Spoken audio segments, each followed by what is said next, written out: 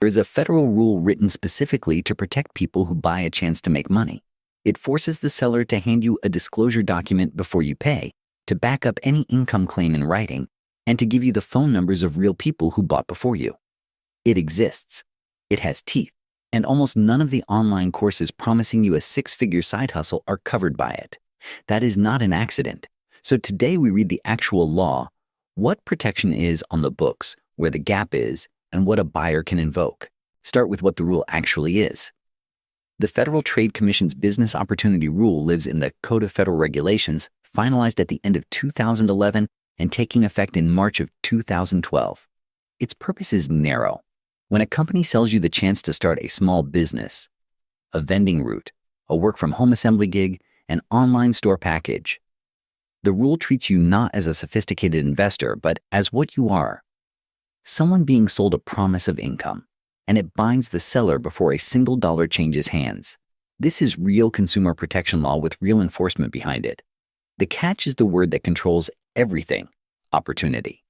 Whether the law touches a seller depends on whether what they sell meets a precise three-part definition. Here is the definition the whole rule turns on, and it is the most important thing to understand. For something to count as a covered business opportunity, three things must all be true at once. 1. The seller solicits you to enter a new business. 2. You make a required payment to get in. And 3. This is the trap door. The seller promises one of three specific kinds of help. They provide locations for your equipment, like spots for vending machines. Or they provide you customers, accounts, or outlets for your goods. Or they buy back what you produce. All three elements must be present. Miss any one, and the rule simply does not apply. A pure information product? A video course that teaches a method and walks away, solicits a new business and takes a payment, but makes none of those three promises.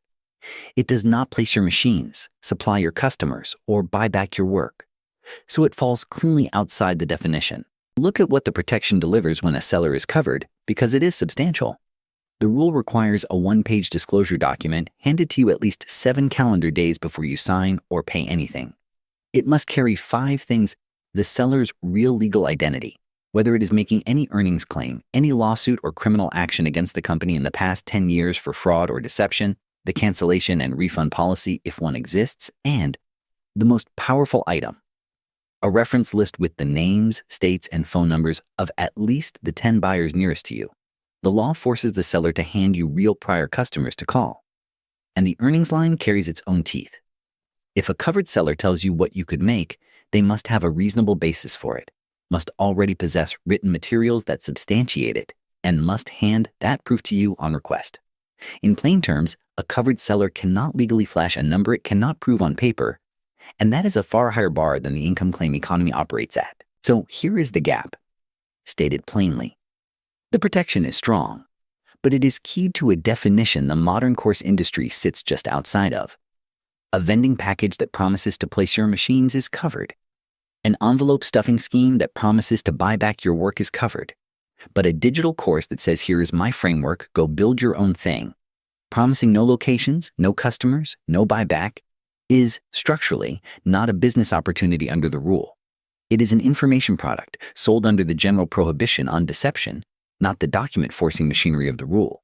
The result: the most aggressive corner of the make-money economy, courses, mentorships, coaching, has organized itself, deliberately or not, to live in the space the rule does not reach. The 7-day disclosure, the reference list, the pre-sale substantiation, none of it is triggered because none of the 3 elements are present. But uncovered does not mean unregulated, and this is what most buyers never learn. The Commission still polices deceptive earnings claims everywhere under its general authority. It just has to prove deception case by case rather than point to a missed disclosure. And it has been sharpening that tool. In 2021, it mailed a formal notice of penalty offenses to more than 1,100 companies, coaching providers, gig employers, multi-level marketers, course sellers, putting them on written notice that deceptive money-making claims are unlawful. The point is the figure that notice unlocks. A recipient that then lies about earnings faces civil penalties of up to roughly $50,000 per violation. Enforcement is real. Operators of one scheme were banned outright under a judgment of about $3.5 million. The backstop exists. It is simply slower, and it activates after the harm, not before the sale. The Commission knows the gap is there. Trace the history.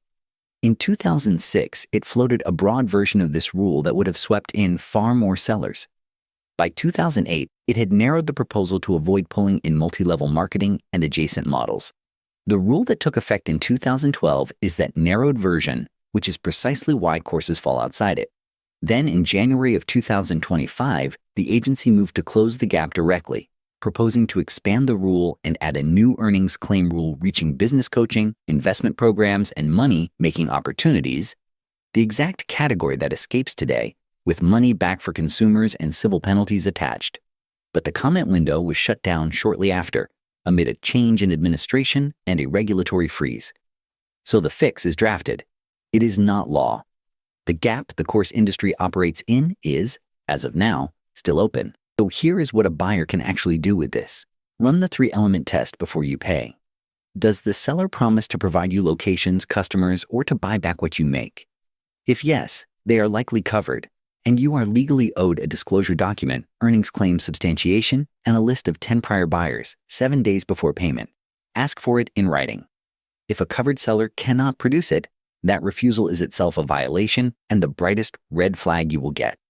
But if the seller is a pure course or coaching offer, no locations, no customers, no buyback, assume the document forcing rule does not protect you and that you are leaning on the slower general deception authority instead. That does not make the purchase wrong. It means the burden shifts entirely to you. Demand substantiation for every income number anyway, and treat its absence as the answer. Whether the rule reaches the thing you are about to buy is a test you can run in 30 seconds, and the sellers who fail it almost never volunteer that they have.